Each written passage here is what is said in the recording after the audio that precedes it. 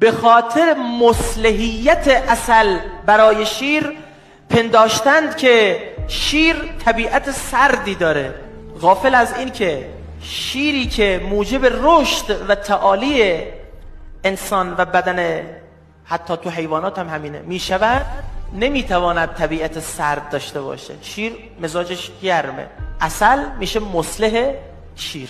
این یک باور ما در طب جامع اسلامی هست. شیر گاو شفاست. اگه شفا رو میطلبید تو درمان، از شیر غافل نشید.